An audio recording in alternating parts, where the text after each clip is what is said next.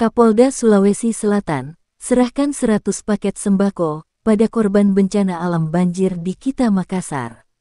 Media teropong ikut melaporkan dari Kota Makassar, Sulawesi Selatan.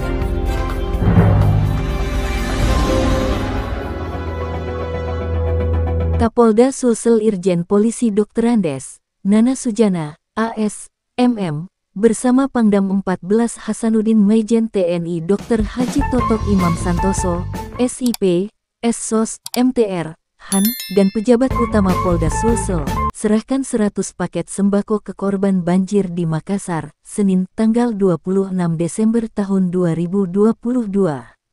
Kapolda Sulsel, Irjen Polisi Dr. Andes, Nana Sujana, AS, MM, mengatakan, pihaknya tidak hanya menyerahkan bantuan di Makassar saja, tetapi juga di luar kota Makassar yang terendam banjir.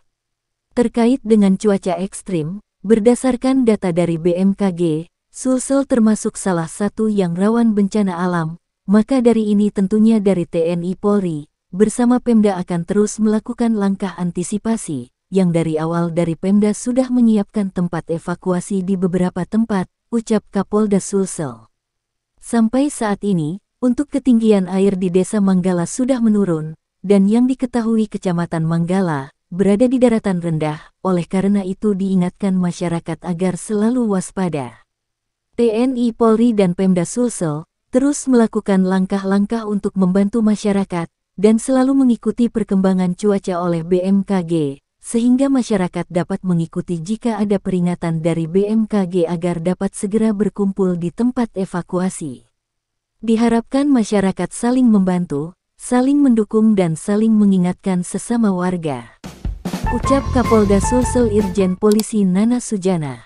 Dari TNI dan Polri, beserta Pemda telah menyalurkan bantuan kepada masyarakat secara bertahap, untuk itu akan dirapatkan bersama dengan TNI Polri, beserta Pemda untuk membantu masyarakat yang terkena musibah, ucap Pangdam 14 Hasanuddin Maijen TNI Dr. Haji Totok Imam Santoso, SIP, SSOS, MTR, Han. Demikian Bang Kikut melaporkan.